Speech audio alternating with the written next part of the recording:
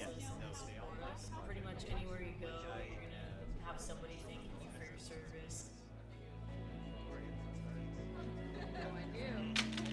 Just that reassurance on a day-to-day basis is good motivation for, especially the negative times or the negative calls that you might come from. It just kind of lifts your spirits and keeps you moving. I would email somebody at the building department. I would just say, Cartel money, but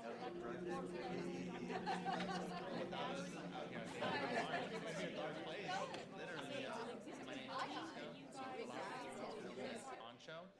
I work in the street maintenance department, and I am the streetlight technician for the city of Corona. I handle the maintenance and the repair of streetlights in Corona. We have approximately around 12,000 streetlights, and yeah, this is where I do my work. The favorite part about my job, being able to see my work afterwards and knowing that I'm lighting up this city. I'm the one that maintaining them or repairing them, and with the help of my teams and my coworkers, of course. Yeah, no, I love working for the city of Corona because one, I've been here for so long already that it's kind of my second home. The residents are great. I can see how the city and the employees take pride in what they do for the residents.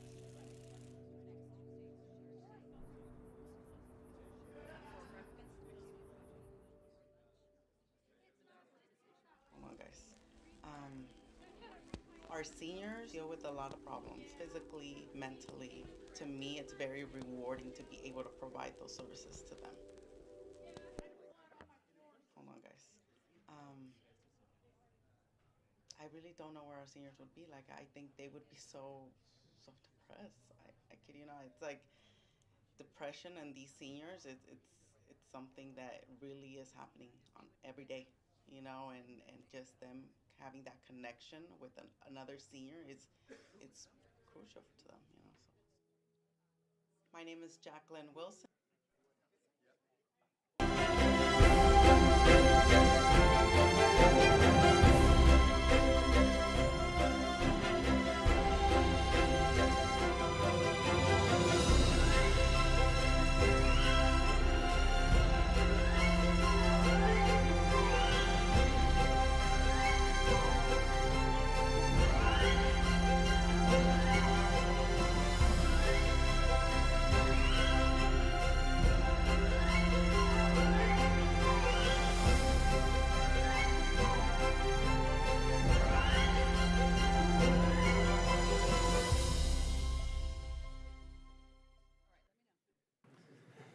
Good afternoon, everyone. Could you please stand for the pledge? Ready, begin. I pledge allegiance to the flag of the United States of America and to the republic for which it stands, one nation, under God, indivisible, with liberty and justice for all. Well, welcome everyone to what is likely to be a very brief proposed budget overview. Ms. Edwards, or I'd like to call the meeting to order. Ms. Edwards, can you read these special instructions? Individuals wishing to address the City Council are requested to complete a speaker card and deliver it to the City Clerk staff prior to the item being heard by the City Council. Please observe a 3-minute limit for communications, and once called upon to speak, please state your name and city of residence for the record. Thank you, Mayor. Thanks, Sylvia. Okay, communications of the public. This portion of the agenda is intended for general public comment on items within the council's jurisdiction that are not listed elsewhere on the agenda. Please note that state law prohibits the city council from discussing or taking actions on these items. Please observe a 3-minute limit for comments, and once called upon to speak, please state your name and city of residence for the record. Ms. Edwards, are there any speaker cards from the public? Mayor, we do not have any speaker cards. All right, then let's get right into it. Fiscal year 2026 proposed budget overview. Julie Kennicott, our Deputy Finance Director, will present this item. Julie. thank you, Mayor. Good afternoon, Mayor and Council. Thank you for the opportunity for allowing me to present the fiscal year 2026 proposed budget overview. We are going to start off with the total of all funds, followed by a breakdown of funds, including special revenue funds, proprietary funds, and then end with the general fund and the general fund forecast. Starting off with the total of all funds. Looking at revenue estimates for all funds, it is estimated at $523.3 million for next fiscal year. This represents an increase of about $7.9 million from the information we presented at the Spring Financial Workshop. At that time, it was at $515.4 million.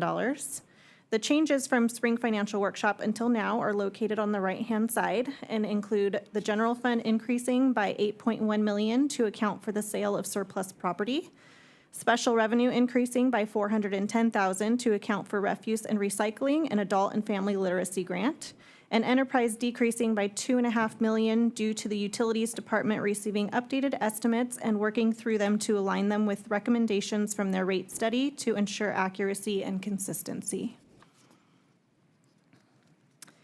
Looking at expenditures for all funds, it is estimated at $456.3 million for next fiscal year. This represents a decrease of $25.3 million from the information we presented at the Spring Financial Workshop. At that time, it was $481.6 million. So what changed? Here's an overall look at those expenditures and what has changed. Under the yellow header is what was presented at the Spring Financial Workshop. Moving to the middle section under the orange header, those are the numbers we are presenting to you today. And off to the right under the green header shows the changes in operating and CIP as well as the total changes. You will see the operating increased by $2.2 million, CIP decreased by $27.5 million for an overall decrease of $25.3 million. Digging in a little deeper into those details, the general fund increased by $361,000 for motor pool rental, MDC rental rates, and internal service charges. The motor pool rates increased because of the CNG project that was approved, and the MDC rental rates increased due to an approval of a flock agreement. We will go over the internal service charge increase when we get to the IT funds slide. Special revenue increased by $1 million due to the refuse and recycling expenses related to delinquent accounts from when we were administering the billing activity, as well as the adult and family literacy grant. There was a direct offset in revenue for both of those items. The additional increase, like the general fund, is from the internal service charges related to IT. Capital projects decreased by $591 million due to a double entry for an O&M project. The enterprise fund type had an increase of $682,000 in operating, similar to the general fund, which came from the motor pool rental rates and internal service charges. This fund type also saw a reduction of $27.5 million in CIPs due to shifting 4 projects to fiscal year 2027. Those 4 projects were the water storage tank, Old Temescal Road reclaimed water line, PFAS 123 TCP remediation, and the wharf number 2 equalization basin replacement.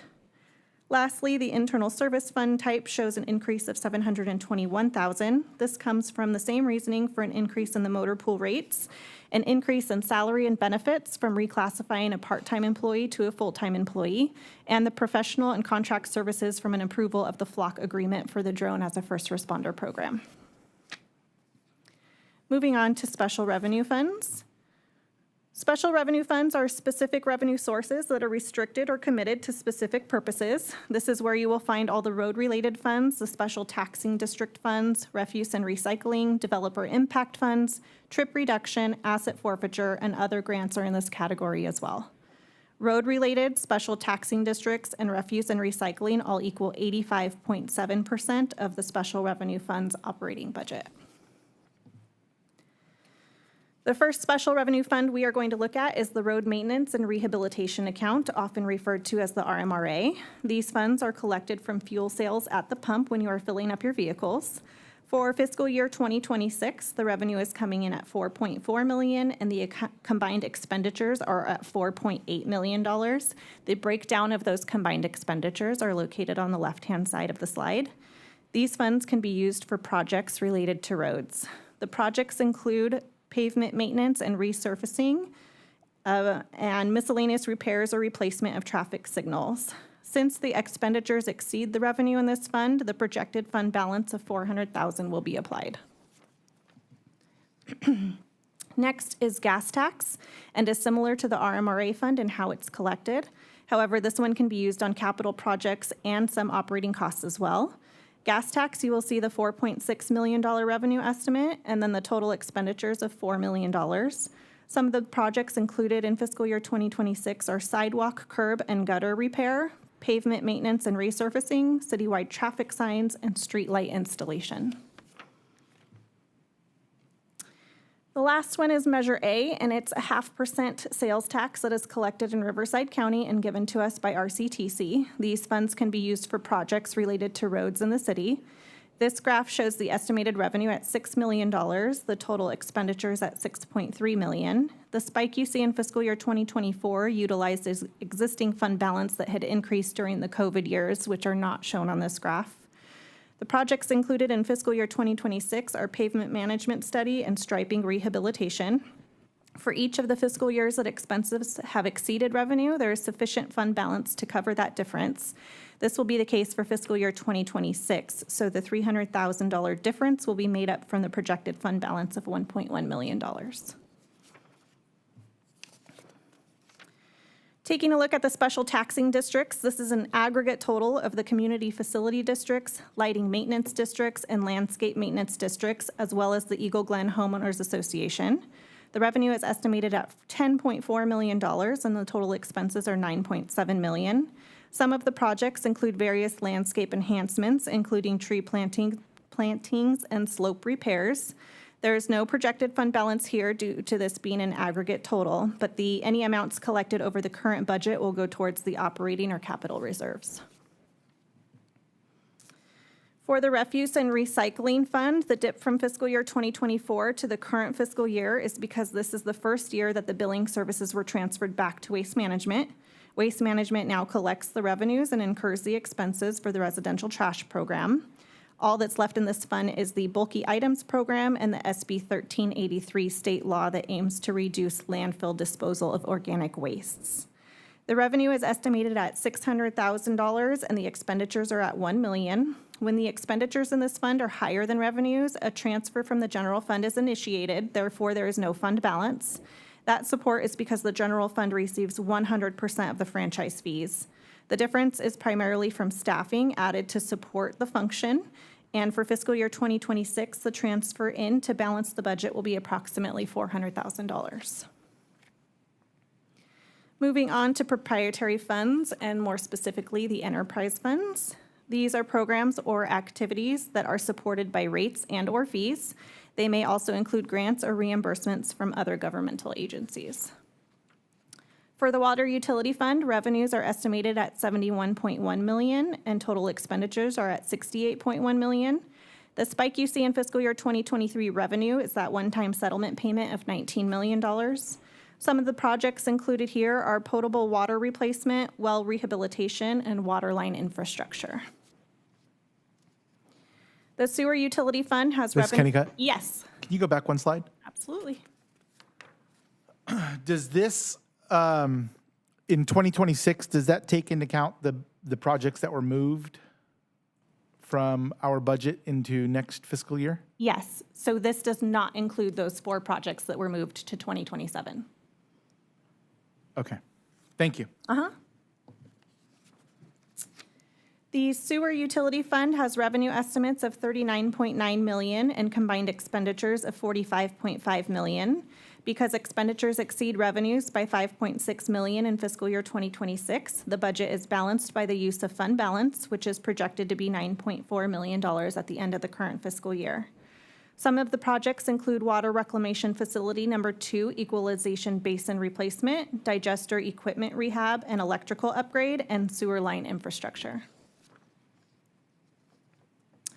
Electric Utility has estimated revenue of $20.6 million and total estimated expenditures of $22.7 million. Just like with the other funds that have expenditures exceeding revenue, $2.1 million will come from the fund balance, which is projected to be $8.4 million. One of the projects included is electric cable upgrades.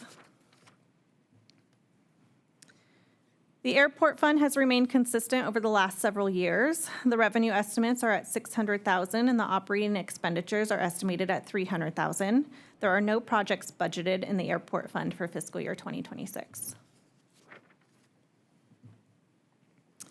Transit Services has estimated revenue of $4.2 million and total estimated expenditures of $4 million. The O&M projects include CNG compressor remediation and COA implementation.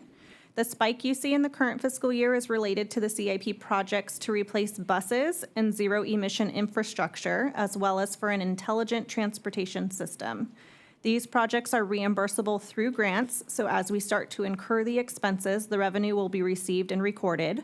It is because of this the projected fund balance shows a negative. We anticipate receiving the grant revenues at the end of fiscal year 2026 through fiscal year 2029. Cruising right along to internal service funds. Internal service funds are used to account for the financing of goods or services provided by one department to other departments within the same organization on a cost reimbursement basis. These funds help centralize services such as warehouse, IT, and fleet management, ensuring that costs are accurately tracked and allocated to departments that use these services. The Cost Allocation Plan, or CAP, is a method used to distribute the costs of these internal services to departments that benefit from them. This ensures that each department pays its fair share of the costs based on its usage of the services. For example, if the IT department provides support to various departments, the costs of those services are allocated citywide based on the amount of support provided. I tell you all of that because we are going to start off with warehouse services, and there is a slight change from what we presented to you at the Spring Financial Workshop. As you can see in the previous years, this fund was consistently bringing in a couple $100,000 more in revenue than what was being expensed. Our goal with internal service funds is to break even, meaning we aim to cover the costs of providing the services without generating a surplus. With all of that said, the warehouse has projected fund balance of nearly $1 million. This balance indicates that we have accumulated sufficient funds to cover the costs of warehouse operations for fiscal year 2026 and possibly a couple more years after that.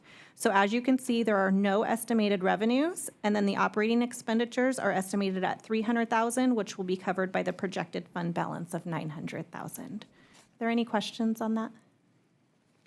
So we're just not collecting fees for it for a couple, it's like a deal? We're not, so normally it would be allocated through CAP, so we would charge each of the departments, but since we have sufficient fund balance, we don't need to charge those departments for that service for a couple of years. Okay, sounds good. What? Oh, sorry, go I ahead. was going to say, I keep looking over and I'm thinking that Joel's doing a great job of doing your voice. And then I look over, oh, there you are over there. But it's throwing me off. But no question. Thank you. What happens in 2029 or 2030 when the fund balance is down to zero? When we'll start collecting again? We will, so we will start charging departments again for those services. In the hopes that we hit it right on the head and we're not overcharging? Correct, and if we are and we collect more fund balance, then we can do the same thing in the future. Okay. Okay, as I mentioned on the previous slide, generally the goal of an internal service fund is to break even when collecting revenues compared to expenses. So as you can see in fiscal years 2024 and 2025 of the IT fund, the expenditures have exceeded the revenue, which means we have been under collecting for the IT services. To address this issue, we reevaluated and adjusted the charges to the departments for fiscal year 2026. By increasing those charges, we are able to cover the actual costs of providing services and avoid a negative fund balance. For fiscal year 2026, estimated revenues are at $17.5 million and combined estimated expenditures are at $17 million. The project included here is for access control replacement. This slide is combining the fleet replacement and fleet operations funds. The combined revenue estimate is $8.8 million with combined estimated expenditures of $6.4 million. The fleet replacement internal service fund is an exception to the break-even guideline. In the replacement fund, funding is being set aside to replace vehicles once they have met their useful life. The O&M project here is the CNG compressor remediation that we also spoke about under transit services, so this will be partial funding for that. Workers' Compensation Fund accounts for claims related to work-related injuries and has estimates of $5 million in revenue and $4.3 million in the operating budget. The increase in expenses is due to workers' comp medical claims expense. Liability Risk Retention Fund accounts for claims against the city but are non-work related. There are estimates of $6.3 million in revenue and $6.4 million in the operating budget. The increase is due to insurance premiums, which make up 82.4% of the operating budget, and the difference of $100,000 of expenses exceeding revenue will be made up from the fund balance, which is projected at $2.5 million. Moving on to the general fund. For next year, the total inflows, which is a combination of both revenues and transfers in, is estimated to be $241.3 million. That's an increase of $7.7 million when compared to the current fiscal year. I'm sure everybody's eye is drawn to fiscal year 2022 actuals, and that spike is due to those pension obligation bonds that we issued. This is the last year that it will skew the comparisons, as it will fall off the chart during the next budget process. The other unique situation falls in the fiscal year 2025 estimate. We usually don't have that high of an amount for transfers in for general fund, but we had to make some adjustments for ARPA. Now we're taking a look at the 5 largest categories that are in the general fund. Those 5 are sales tax, property taxes, other taxes, current services, and other revenues. Sales tax is about 43% of the general fund revenues. Property tax is 29.4%. And just those 2 alone account for 72.4% of the general fund revenues. As you can see on the top right, the top 5 make up 89.5% of general fund inflows. This slide here is a year-over-year comparison. It is comparing the current fiscal year, where we think we will end the year, with the fiscal year 2026 estimates. I won't go through each of the lines, but the primary drivers of the changes are shown in the comments column. The proposed general fund operating budget is $231 million. The total by department is shown on the left, and we will move on to the next slide for more details in that. This is a breakdown by department with department totals on the right-hand side, and then by expenditure type with totals down at the bottom. The grand total is just over $231 million for fiscal year 2026.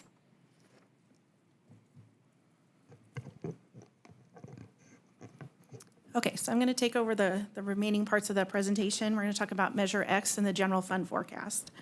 So this slide represents the Measure X fiscal year 2026 investment plan.